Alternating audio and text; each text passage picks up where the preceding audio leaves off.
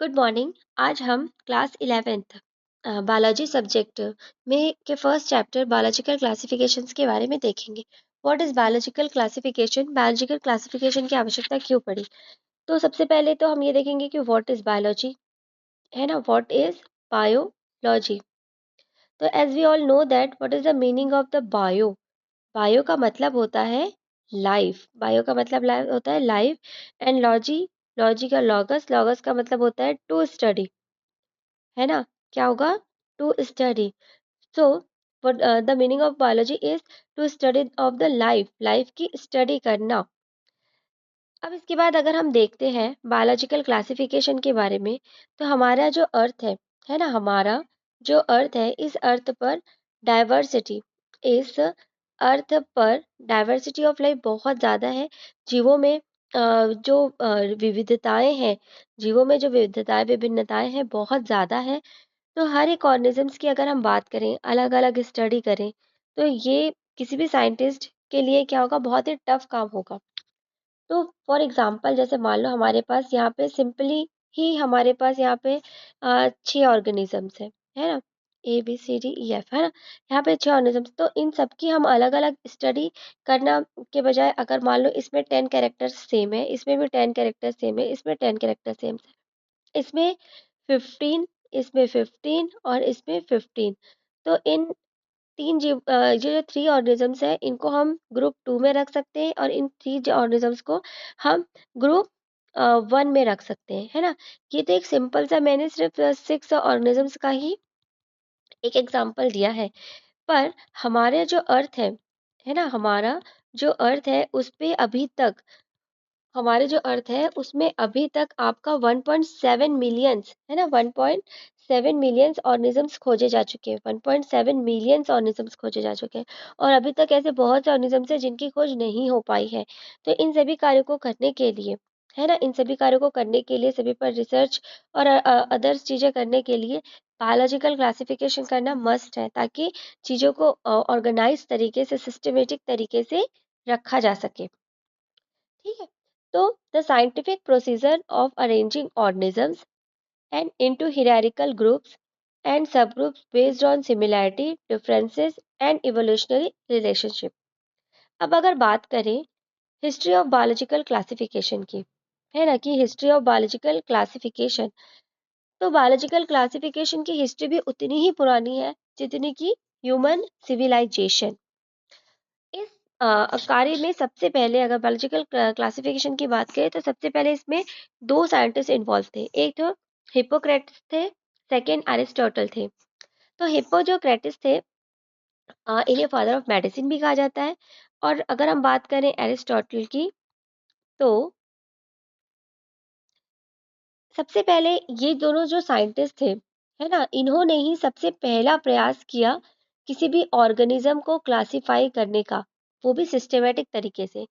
अगर हम बात करें एरिस्टोटल और हिप्पोक्रेट्स के, तो ये दोनों पहले साइंटिस्ट थे जिन्होंने सबसे पहले ऑर्गेनिजम्स को सिस्टमेटिक तरीके से क्लासिफाई किया। वो भी इन्होंने प्लांट और एनिमल्स इस पार्ट में डिवाइड किया। ठीक है। अब इसके बाद जो एरिस्टोटल है, इन्हें क्या कहा जाता है? Father of biology and father of zoology. अब क्यों कहा जाता है एरिस्टोटल को father of the biology and father of the zoology? आपको पता है कि जूलॉजी एक ऐसी ब्रांच है साइंस की जिसके अंतर्गत हम केवल किसकी स्टडी करते हैं? एनिमल्स की स्टडी करते हैं। तो यहाँ पर अरिस्टोटल को बोला जा रहा है जूलॉजी, फादर ऑफ जूलॉजी। तो फादर ऑफ जूलॉजी इसलिए कहा जा रहा है क्योंकि अरिस्टोटल ने केवल एनिमल्स पर स्टडी की। इन्होंने कम से कम 500 एनिमल्स को 2 मेजर ग्रुप में डिवाइड किया। एरिस्टोटल ने 500 एनिमल्स को 2 मेजर ग्रुप में डिवाइड किया, जिसका नाम था फर्स्ट इनाइमा, सेकेंड था अनाइमा। इन 2 मेजर ग्रुप्स में इन्होंने डिवाइड किया। तो इन्हें फादर ऑफ बायोलॉजी इसलिए कहा जाता है क्योंकि he was the first to study the natural world systematically and scientifically. इन्होंने सबसे पहले नेचुरल वर्ल्ड को सिस्टमेटिक तरीके से और साइंटिफिकली तरीके से प्रस्तुत किया, सबसे पहले स्टडी की। इस कारण इन्हें फादर ऑफ बायोलॉजी और फादर ऑफ जूलॉजी कहा जाता है। अब अगर हम बात करें इनाइमा और अनाइमा की, तो आप सब लोग एक वर्ड बहुत अच्छे से जानते हो, RBCS, रेड ब्लड सेल्स। तो इनाइमा इनाइमा एक में ऐसे एनिमल्स को रखा गया था, है ना। एनाइमा जो था, इनाइमा, ये इसमें एनिमल्स, ऐसे एनिमल्स थे जिनमें रेड ब्लड सेल्स प्रेजेंट, जिसमें रेड ब्लड सेल्स थे। तो उन ग्रुप्स को हमने इनाइमा में रखा। अब उसके बाद आता है ये वर्टिब्रेट्स नाम आता है। वर्टिब्रेट्स आपको सबको पता होगा, एक नाम जानते हो आप, रीढ़ की हड्डी। अगर मैं हिंदी में बात करूं तो रीढ़ की हड्डी, ये सबको पता है, जिसको हम इंग्लिश में क्या बोलते हैं, बैकबोन, जिसको हम इंग्लिश में बोलते हैं बैकबोन। तो दोज एनिमल्स जिनमें क्या प्रेजेंट था, बैकबोन प्रेजेंट था, उन्हें वर्टिब्रेट्स कहा जाता है। For example mammals, birds, reptiles. तो ये सारे एनिमल्स किस में आते हैं, वर्टिब्रेट्स में आते हैं। और जिनमें रेड ब्लड सेल्स थे उन्हें कौन से ग्रुप में रखा गया था, इनाइमा ग्रुप में रखा गया था। अब अगर हम बात करें अनाइमा की, है ना, अब अगर हम बात करें किसकी, अनाइमा की, तो अनाइमा में कौन से ग्रुप रखे गए थे। देखो, ए ए से हमें पता है एब्सेंट, है ना। ए से हमको पता है एब्सेंट। तो ऐसे ऑर्गेनिज्म जिनमें रेड ब्लड सेल्स नहीं थे, विदाउट रेड ब्लड सेल्स। और इनवर्टिब्रेट मतलब जिनमें क्या नहीं होगा, बैकबोन, जिनमें बैकबोन क्या होगा, एब्सेंट होगा।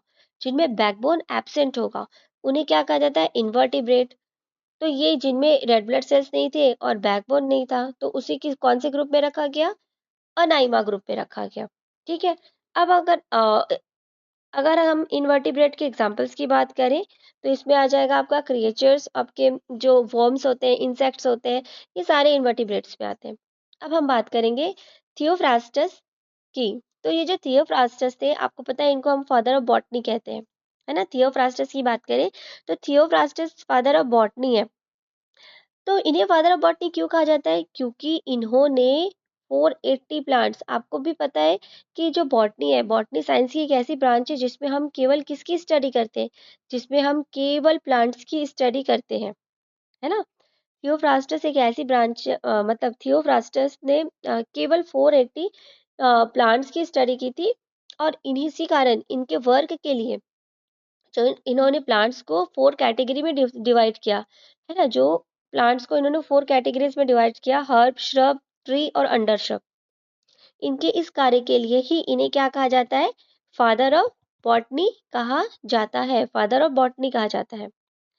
अब इसके बाद बात करें तो इसके बाद और रिसर्च हुआ बायोलॉजिकल क्लासिफिकेशन में। बहुत सारे साइंटिस्ट ने अपने अपने व्यूज दिए, अपने अपने क्लासिफिकेशन दिए और भी बहुत सारी चीजें दी। फिर उसके बाद एक आते हैं main scientist, Carlos Linnaeus. Carlos Linnaeus इसलिए इम्पोर्टेंट है क्योंकि इन्होंने बहुत ही इम्पोर्टेंट नामकरण, इन्होंने जीवों के नामकरण के बारे में, नॉमेनक्लेचर के बारे में बताया। नॉमेनक्लेचर, इसी कारण इन्हें फादर ऑफ मॉडर्न टैक्सोनॉमी भी कहा जाता है। अब अगर नामकरण की बात करें तो आप सबको पता है हर एक जीव का एक स्पेसिफिक नाम होता है। फॉर एग्जाम्पल अगर मैं आम की बात करूं तो आम को हिंदी में क्या कहा जाता है, आम कहा जाता है। इंग्लिश में क्या कहा जाता है, इंग्लिश में मैंगो कहा जाता है। लेकिन इसका एक ऐसा साइंटिफिक नाम है जिसको हम बोलते हैं मैंजीफेरा इंडिका, जिसको हम क्या बोलेंगे, मैंजीफेरा इंडिका। ठीक है। तो एक ऐसा नाम है जो विश्व के हर कोने में, है ना, विश्व के हर कोने में इसे इस नाम से पहचाना ही जाएगा। भले आम अलग अलग स्टेट, जैसे भले ही अलग अलग रीजन्स, अलग अलग वर्ल्ड, अलग अलग कंट्रीज में आम और मैंगो को अलग अलग नाम से जानते हैं, बट मैंजीफेरा इंडिका ये एक ऐसा नाम है जो देश के हर कोने में इसे इस नाम से जाना ही जाएगा। तो हर एक जीव का एक स्पेसिफिक और एक यूनिक नाम होता है। तो इस यूनिक नाम को देने का कार्य किसने किया, कैरलस लीनियस ने कहा, लीनियस ने दिया। कैरलस लीनियस ने ही नॉमेनक्लेचर के बारे में बताया। इस बेसिस पे इन्होंने दो बुक लिखी।